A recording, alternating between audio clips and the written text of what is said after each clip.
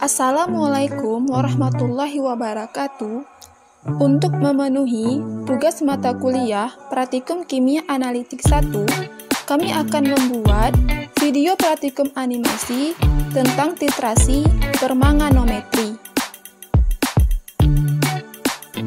Kami dari kelompok 3, unit 2, yang beranggotakan Ima Andriani, Widari Darmayanti, Rizka Hastuti, Irhamna Putri Piska, Nur Rayyan, dan Abdul Ajahar. Sebelumnya, apa sih titrasi permanganometri itu? Titrasi permanganometri adalah salah satu bagian dari titrasi redoks, reduksi oksidasi, yang bertujuan untuk menentukan kadar senyawa reduktor dalam suasana asam menggunakan larutan baku kalium permanganat atau KMnO4. Kalium permanganat digunakan sebagai larutan baku dalam titrasi yang bersifat oksidator kuat dan juga sekaligus dapat digunakan sebagai indikator. Selanjutnya, alat dan bahan. Alat-alat yang digunakan adalah buret, klem, dan statif, corong, gelas kimia, Erlenmeyer, dan pipet volum. Sedangkan bahan-bahan yang digunakan adalah aquades, kalium permanganat, asam oksalat, dan asam sulfat.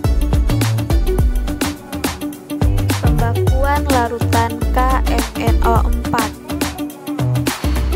dengan mengambil 10 ml asam oksalat lalu dimasukkan ke dalam Erlenmeyer. Kemudian ditambahkan 6 ml H2SO4.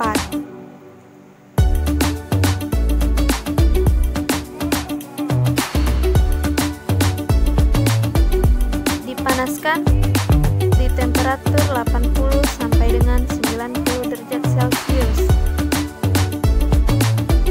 Kemudian dititrasi dengan larutan KMnO4 sampai terbentuknya warna rose.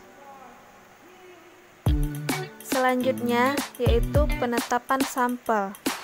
Ambil 10 ml larutan sampel, kemudian dimasukkan ke dalam labu Erlenmeyer. Lalu ditambahkan dengan 6 ml H2SO4. Dipanaskan pada temperatur 80 sampai dengan 90 derajat Celcius. Kemudian titrasi dengan larutan KMnO4 sampai terbentuk warna rose.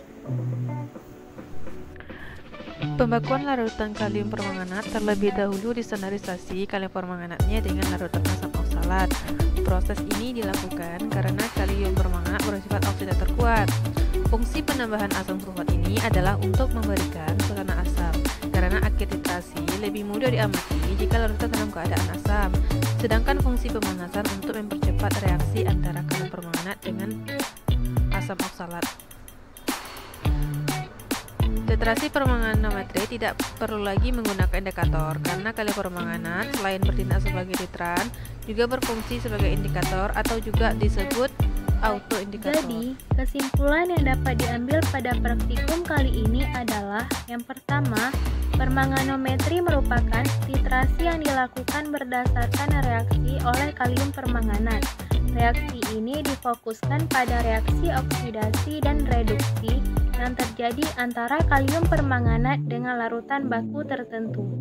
Yang kedua, permanganat sebagai penitrasi dan bertindak sebagai pengoksidasi.